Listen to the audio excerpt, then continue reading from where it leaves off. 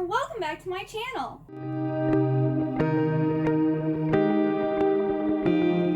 So today I'm going to be doing my October reading wrap up. So I'm going to talk about all of the books that I read in October. But first, let's go over our stats. October was a very good month for me. I read a total of 21 books, and that totaled 8,585 pages. I read quite a few 600-page books, which I'm shocked. I DNF'd 0.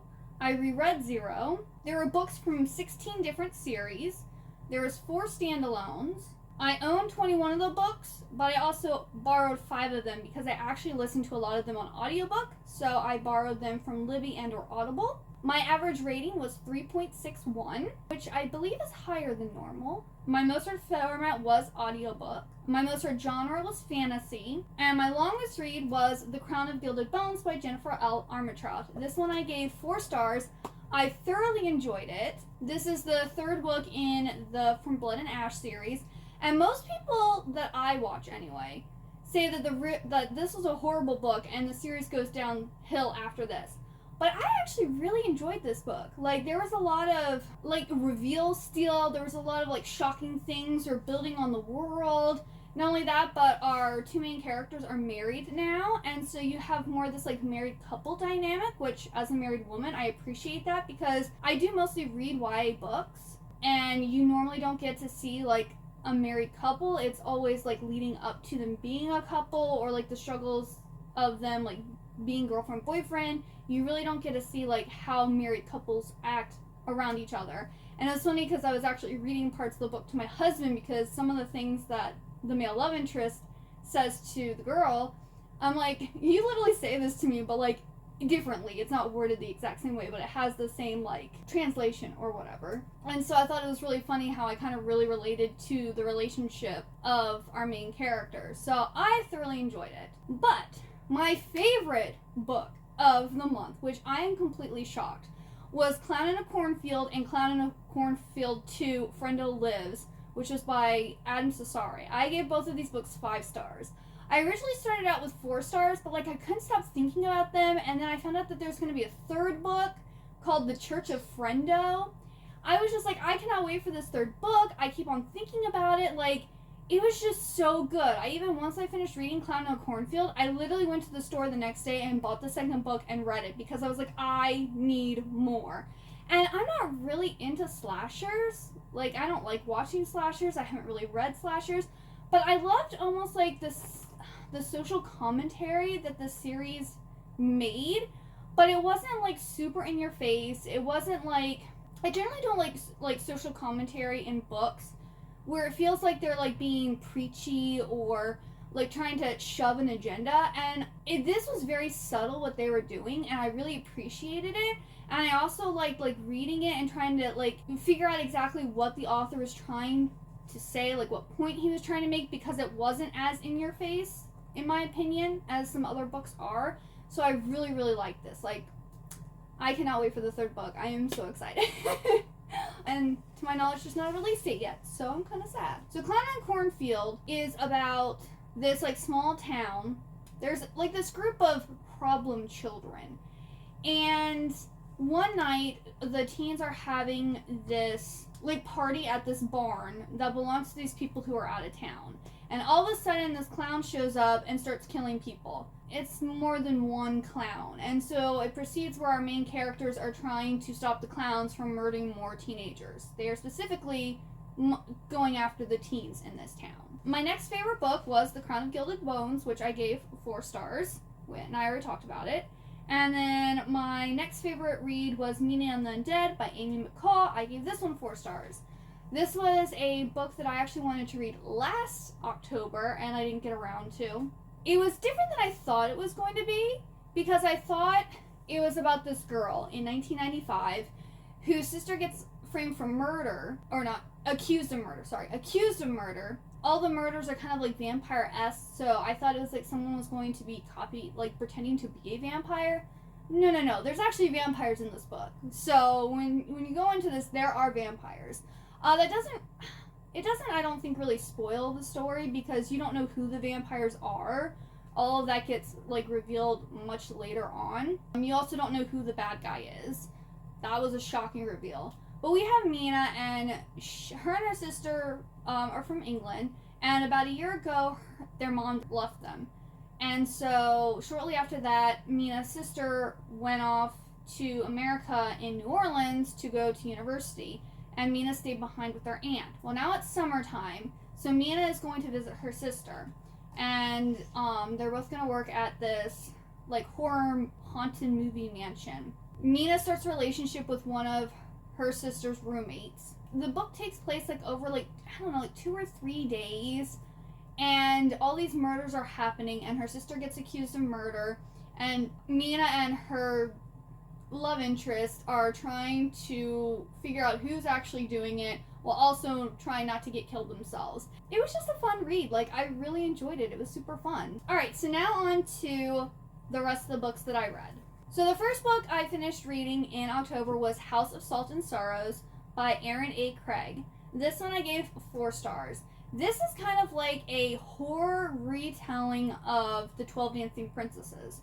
We have, I guess it's like a mansion on this hill, and all the like there's 12 sisters, and they live in this mansion kind of isolated from the rest of the town with their dad and their stepmother. If things happen and the girls end up going to this place and like dancing, and they dance so much that their shoes end up, falling apart really quickly. So their dad keeps buying them more and more shoes, and he's like trying to figure out why their shoes are going so bad when they're not even like attending that many dances or whatever. But there's like this sinister undertone, and it almost seems like the place is haunted or their family is cursed because the sisters start dying. Like, actually, I think when the book starts off, two of the sisters has already died.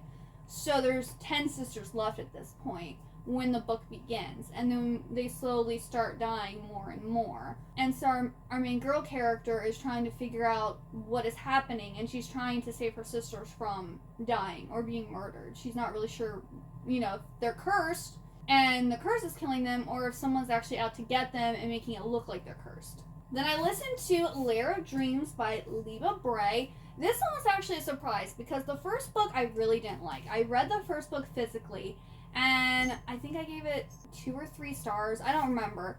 I was just like, it was interesting, but I didn't really like it, and I didn't really like the 1920s like slang. But I listened to this, and I liked it listening to it, but I didn't like reading. So I might listen to the rest of this series because I actually really enjoyed listening to it. The person who read this did a really great job with the different accents and like the dialogue for the different characters. Like, it was really enjoyable. So this is the second book in the Diviners Quartet. This was one of the big books I read. I think this one was 613 pages. We continue the story of Evie O'Neill, and she has now come out as like a psychic, basically, and she has her own radio show.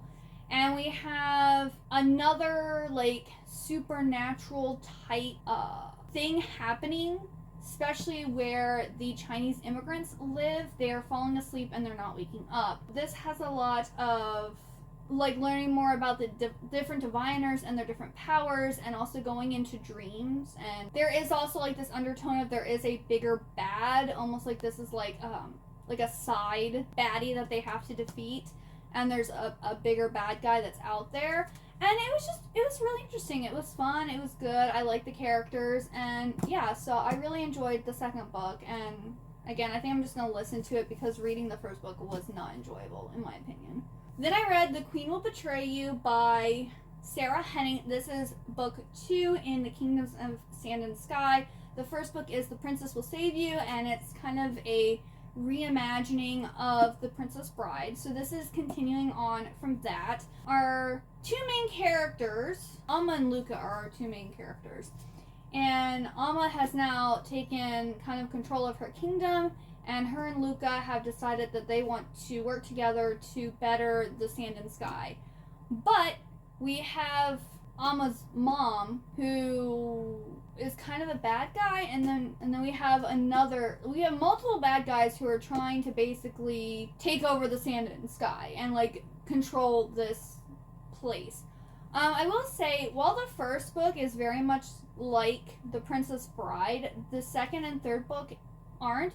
They're very political, they're very serious, but also if you are into, basically if you liked the Barbie movie, but you want a fantasy version who's pointing out how women are seen as lesser, or like men try to control them, and women trying to fight for control that they deserve and that's being denied them just because they are female, I think you would really enjoy this series. Like, this is a feminist fantasy series, but it's not like man-hating. It's women should be equal, and if we're next in line to rule, we should be able to without a man. Just because we're female shouldn't mean that we can't be in charge, that we can't make decisions for ourselves and our kingdoms. We are just as good as men. So I feel like if you really resonated with the Barbie movie, but you want like a fantasy version with also a love story, the Kingdom of Sand and Sky is a really great one. I gave this one, I think, 3 stars.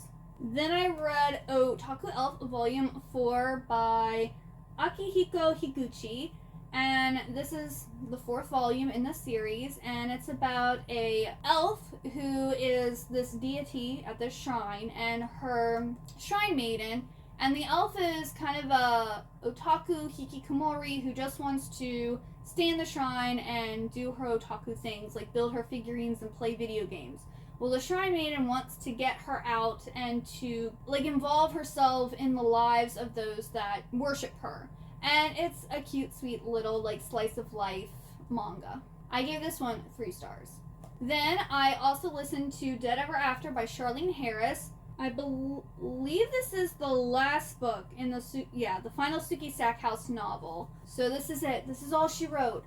There are, like, other, like, not companion, like, books that have more information about the characters. They also have, like, short stories. Like, I think I have 3 or 4 other books that are connected to the series or about the series, but this is the final book. This is number, I think, 13. Suki finally ends up with someone who I personally actually liked who she ended up with. I thought it made sense throughout the whole series who she ended up with, but was there like a mystery in this one? There are secrets in the town of Bone Toms, ones that threaten those closest to Suki and could destroy her heart. So I don't remember. There was like something that went on that she had to solve, and then Suki finally ends up with somebody. She gets her happily ever after. The Suki Stackhouse series is about Suki, who is half human, half fae, and she basically lives, I think Botom's is in Louisiana or somewhere down south. And she has many supernatural lovers throughout the entire series. Bill is her first, and then it goes on from there. And in every single book, there's some type of, like, murder mystery type of thing going on. So it's like a supernatural murder mystery romance. And I feel like the series starts off with more sex scenes and being more, like, sexual. But as we get, like, further in, like, I think the last 3 books, there wasn't a single sex scene.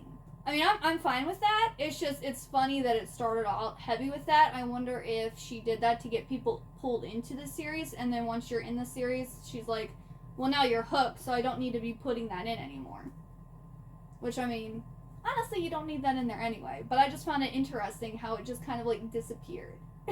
Like, it's hinted at, or people have made comments about, like, oh, would you like to, like, get in bed and do stuff? And she's like, no. But yeah, I thought overall this is a really good series, and I gave this final book 4 stars. Then I also listened to A Far Wilder Magic by Allison Saft. I had this one on my Audible because I think Hannah, who's the Clockwork Reader, I'm pretty sure she like said this is like it was a Full Metal Alchemist fanfic with Mustang and I forget the blonde girl's name that he has a thing with. She said this is basically their fan fiction. So I remember getting it on Audible and it was just sitting there, and so I needed a book to listen to.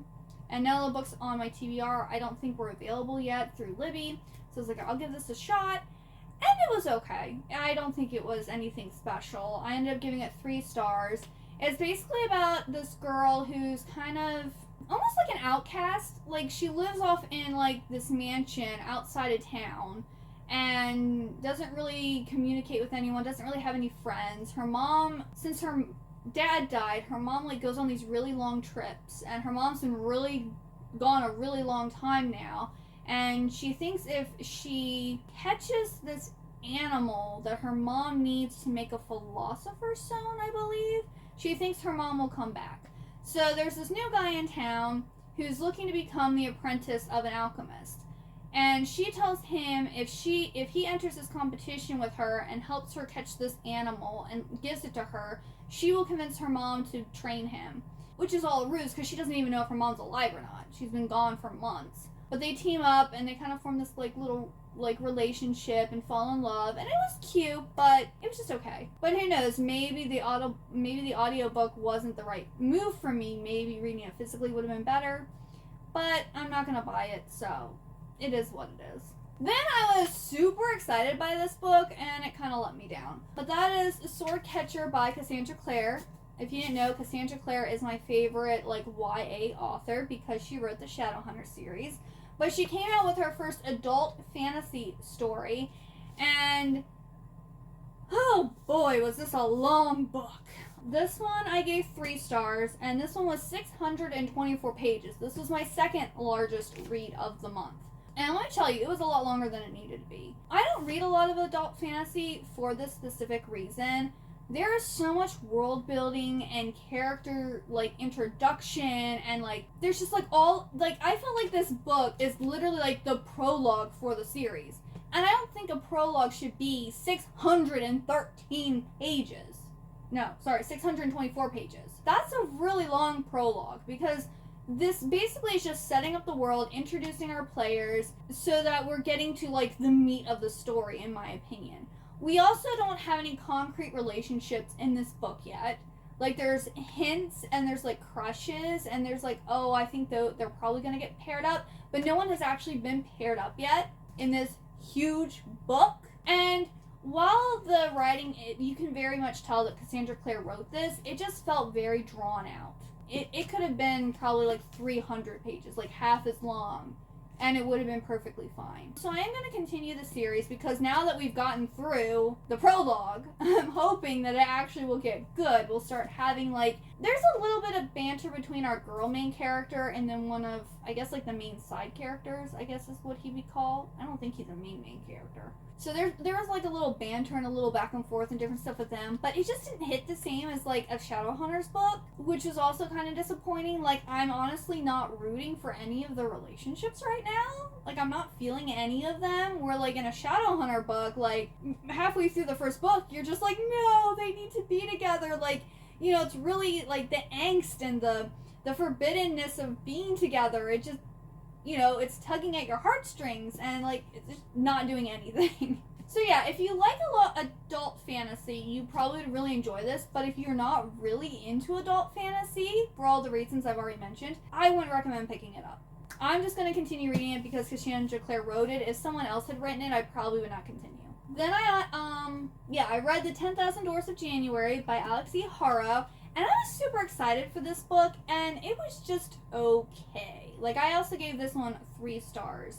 I felt like how they describe what the book's about is different than what actually happened. So again, I kind of went into this thinking something differently than what it was. But we have this girl who is living in this mansion with this guy who's not her dad. Her dad actually works for this guy, and the guy sends her dad out to find him rare artifacts. And she is, I believe, half white and half black. So while she is like treated as a privileged girl in this time period, because of her skin color, people think that she's like, you know, exotic, or like she's, you know, different, or kind of looked down upon. Like the white man that she lives with kind of like, you know, shows her off as like, oh, look at the cute little charge I have, you know, isn't she different from everybody else? And, you know, so she's not really treated as a human being. She's treated as like another part of his collection. And she ends up finding this book one day that literally is the story of like how her father and mother met and her birth. And she finds out about all these different worlds that exist through these magical doors. she can go through these doors and she can find these doors, and she also has different abilities that are very rare. And she goes on this adventure because the man that she's living with might not be as wonderful as he seems. I mean, aside the fact that he doesn't actually treat her like an equal, there's other stuff going on too, like secret societies and different things. So it was interesting, but I didn't really, I don't know. I was reading it, I was like, okay, this is interesting, but it never sucked me in at any point. I was never, like, engrossed in the story. I felt bad for our main character at multiple points. And the kind of the love story in here was also kind of heartbreaking. But, like, overall, it was just an okay book. Then, this was a long time coming. Like, I read the first 2 books in this series back when they first came out, and I absolutely adored them. And I never, like, I bought the rest of the series, but I've never finished reading it. I ended up borrowing the audiobook, and I listened to the one by Kira Cass. So this is the 3rd and final book in the original trilogy of the Selection series. And I give this one 4 stars. I know this is just like a silly, like, dystopian romance story that really doesn't have much substance. It's, you know, it's basically like The Bachelorette, but make it dystopian. And I just really like that setting. I like the whole, like, oh, there's this prince, and there's a lottery, and I forget how many, I think 12 girls were chosen, or 24. Oh, there's a group of girls that were drawn out of this lottery and taken to the palace and, you know, basically learn to be princesses. And as he gets to know them and goes on dates with them, he slowly, you know, gets rid of them. And America, our main girl character, is, of course, his number 1. But before she got selected, she was actually in love with somebody else. And that person encouraged her to enter the lottery to make a better life for herself. But he just doesn't let her go, and he actually, like, joins the guard and is there at the castle. And so she has this, she's drawn to the prince, but she also still loves, you know, the guy that she was in a relationship with. And then there's also, like, political stuff that's going on. There's some unrest and different stuff like that. And overall, I just thought this was really enjoyable. And it was short and sweet. It got to the point, which I enjoy. And yeah, I can't wait to, I think there's the novella, like, book, The Happily Ever Afters. And then there's, like, 2 books about America and her significant other's child. Yeah, I'm super excited to keep on reading this series. Hopefully I get to it in 2024. Then I read Masters of Death by Olivia Blake. This is another one, not what I expected it to be, and I didn't really enjoy it that much. I gave this one 3 stars because the story overall was good, but the synopsis is not clear about what actually is going on here. So we have this vampire who, I don't get the vampire lore in this at all, because she was turned into a vampire, but for some reason at night she turns into a cat. That's a shifter. That's not a vampire. So I'm really the vampire lore in this made absolutely no sense. I mean, pretty much as bad as, like, you know, vampires that sparkle. But she is a real estate agent, and she has to sell this house. Well, it's being haunted by, like, the most recent resident, and she's trying to get rid of him. Well, she finds out that there's this psychic or some person who claims that he can communicate with the dead. So she gets his help to get rid of the ghost. Well, this guy is the godson of death. We're told that the whole point of this book is basically to get rid of this ghost in this haunted house. No. That's kind of like the underlying story. But we end up that, like, all of these gods and, like, creatures exist. And there's this immortal game that they play. And we have, like, 2 angels that are kind of like the referees or whatever of this game that's played, and Death is in charge of it. And no one has been able to beat Death. And so they have to go and play this immortal game because Death has been kidnapped. And this is going to be the last, like, round of this game ever played. It was just so weird. And, like, the game itself didn't really make that much sense. Like, it was kind of explained, and I think I kind of got what the game was about. But I'm like, what does it have to do with getting the ghost out of the house? Like, it went from let's get the ghost out of the house to, oh, we gotta go and save Death. And, like, why does the vampire girl have to do this? It was weird. It was kind of all over the place. It was confusing. And, like, Olivia Blake's writing style is strange. It's not always very clear who's talking or where they're at, like, whether it's the past, the present, or the future. It kind of all, like, blends in together, and it's very weird. So, yeah, it was okay. Generally, I like vampire books, but I wouldn't classify this as a vampire book. The girl that's a vampire, I wouldn't even say is a vampire. Because vampires don't turn into cats at night. Then I read Red Rising by Pierce Brown, and this is really good. I gave this one 4 stars. This is like I want to say this is almost like a new adult dystopian type story. We have Darrow, who is our main character, and he is a red. And red is like the lowest people in this caste system, where I believe gold is the highest. And the Reds are on Mars in, like, the Earth, mining this thing that they need to colonize Mars.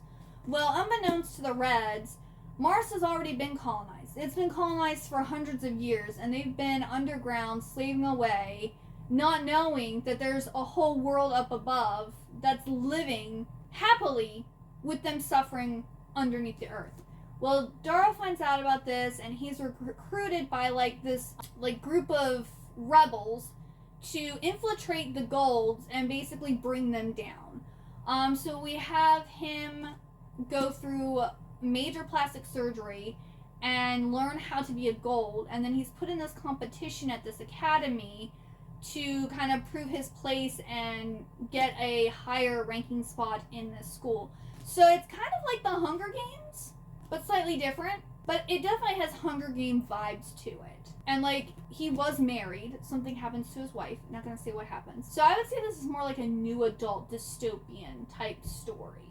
I liked it because it had very much, like, YA dystopian feels, but it was a little bit older. So it wasn't, like, super confusing or complex like an adult sci-fi or dystopian would be, which I really appreciated. So I look forward to continuing this series. And then I got A Curse for True Love by Stephanie Garber. This came out on October 24th, and I literally took the day off work so that I could go and buy this and read it, and that is exactly what I did. And I give this one 4 stars. So the ending wasn't as amazing as I thought it was going to be. So we have 3 perspectives in this book, and one of the perspectives we get, I think, a little too much, and we don't get enough of another person's perspective. And then not only that, but it, like, wraps up kind of quickly at the end, and I, like, as we were getting there, I knew exactly pretty much what was going to happen at the ending, so there wasn't, like, what the twist? Then not only that, but there's special epilogues, and apparently there's 3 different epilogues in different books. I'm sorry, what? I just, like, I know Sarah J. Maas is doing that in January with Crescent City. Like, depending on which store you go to, you're going to have, like, a different, like, special story or epilogue or whatever in the back. And it's just like, why? I understand money grab, like, people, but also not only that, but people could just go to the store and stand there and read whatever the thing is in the back. Like, I just don't think authors should be doing that. Then not only that, but I also got the Fairy Loot edition, and it doesn't have a special epilogue in the back. So I have 2 copies of this, and only 1 special epilogue, which I was also kind of annoyed about. So I'm not really happy with, I guess, the marketing of this book. I mean, this is the 3rd and final book in the Once Upon a Broken Heart series, which everyone has been reading and talking about. We have Evangeline, who makes a deal with Jax, the Prince of Hearts, who is a fate, and she ends up going to this other, I guess, kingdom, and falls in love with the prince there. But there's also kind of the relationship between her and Jax. And we learn a lot more about Jax, who was originally in the Caraval trilogy. So we learn more about him and his background and how he became a fate and everything, so the first 2 books were, like, really, really good, but then the 3rd book, I just think, kind of went downhill a little bit. The writing was still just as great, the characters were still wonderful, but I think the story really kind of, like, fell, in my opinion. But I still really liked it, so I gave it 4 stars. So then I read Brazen by Christina Farley. I believe this is the 3rd and final book in the Gilded Trilogy? I think that's what the trilogy is called. But this is about Jae Hwa Lee, who has to move to Korea.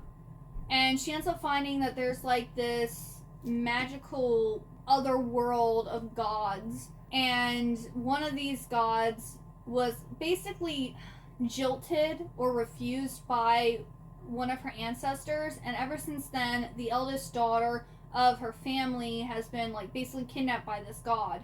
And so she has to keep herself from being kidnapped while also saving the other women that have already basically been kidnapped.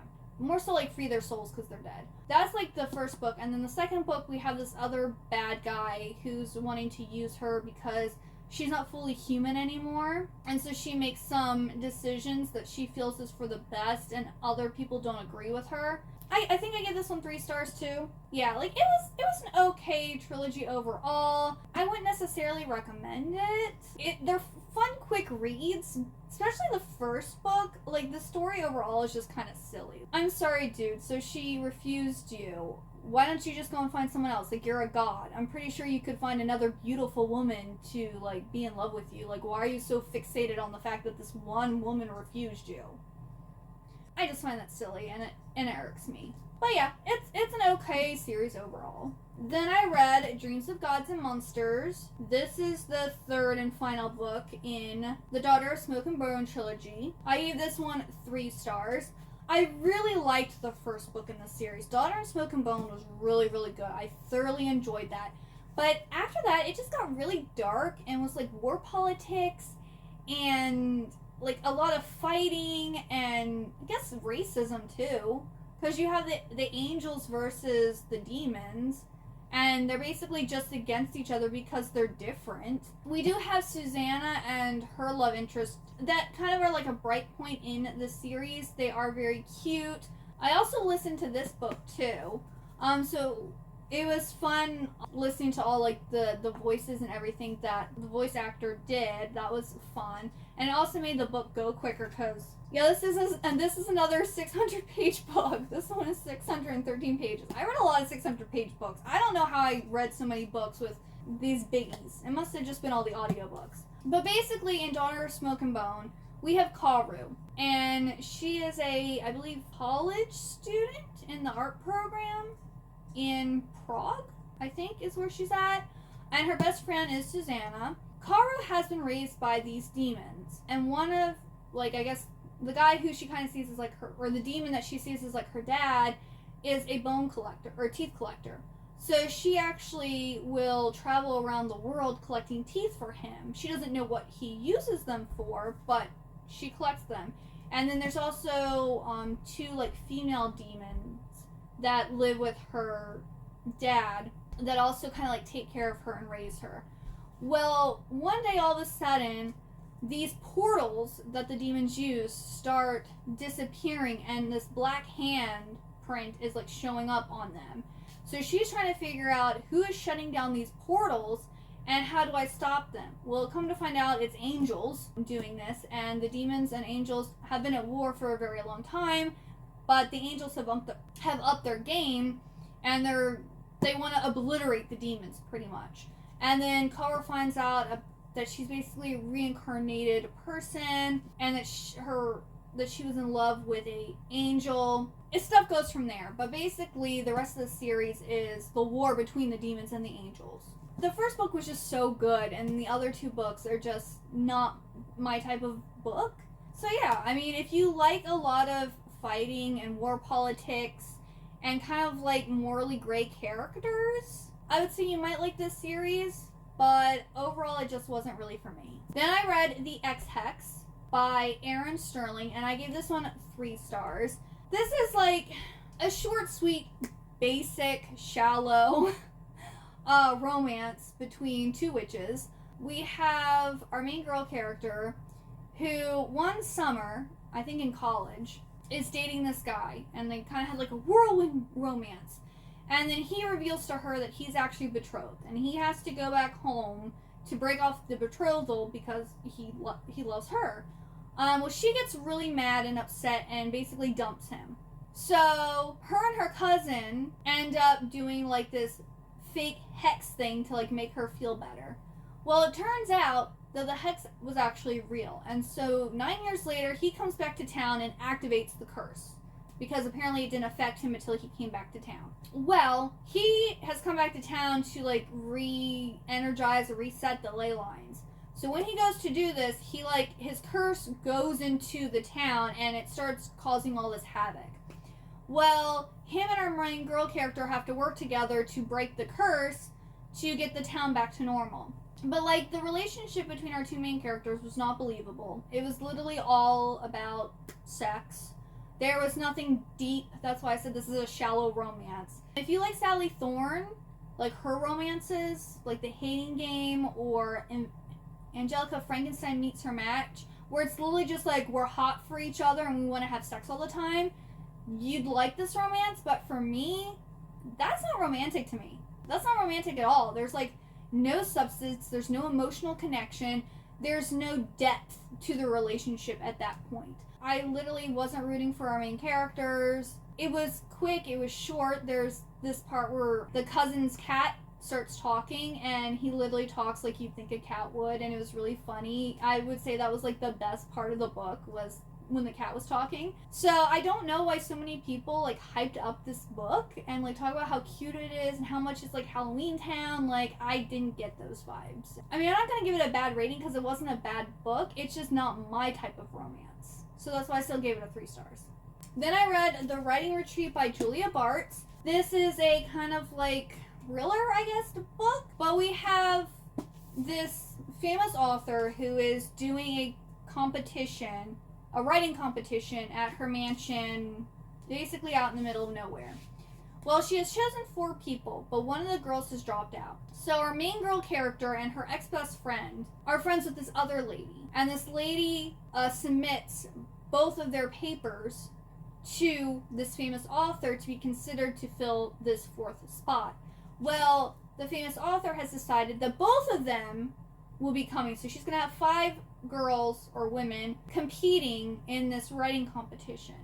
Well, the girls are not aware of what exactly is happening here. So basically, they all have to write an original story. And whoever writes the best one will win the competition. And they have like very strict rules. Like, they have to, I forget, write how many thousand words.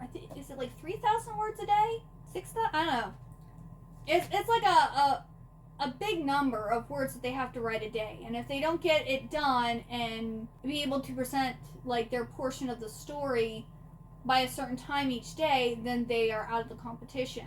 Well, this competition is more than it appears. And people start getting murdered. And stuff starts happening. And there's like weird stuff going on. There's also a lot of sapphic undertones or things happening between girls. So I gave this one a 3 stars because it was interesting. I totally did not see what was coming. Like, it was very unhinged. Like, this whole book is unhinged.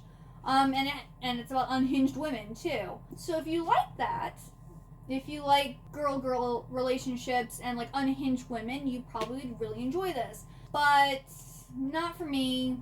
The thriller mystery aspects overall were good, but the story as a whole really wasn't that good, in my opinion. And then the final book that I listened to was Skyward by Brandon Sanderson. This was another sci-fi book that I read this month, and I really enjoyed this one. I gave it also 4 stars. So both of the sci-fis I read both got 4 stars. Like, they were both really good. This is about our main girl character whose dad was labeled a coward during like this war or this battle. And she really wants to join like the fleet and be a pilot. But the person in charge doesn't want her to join because her father is a coward, or was a coward. And she basically is willing to do whatever she can to fly. And she ends up finding like this old spaceship that actually talks and has like a ship mind. And her and her friend like work on like fixing it up. And she's also in the academy learning to be a pilot, and so there's interactions with her and her classmates and also the professor. Overall, it was just really good. Like, of course, things aren't as they appear, and things are revealed as we get closer to the end. And it was just a really good, fun story, and I can't wait to read more of it. So, yeah. That is everything that I read in October. What was your favorite read that you read in October? And if you'd like to talk more with me, I do have a Discord channel. Also, if you like this video, please like and also hit that subscribe button down below. Thank you so much for watching. I hope you have a wonderful, good day or night, and I hope to see you next time. Bye-bye!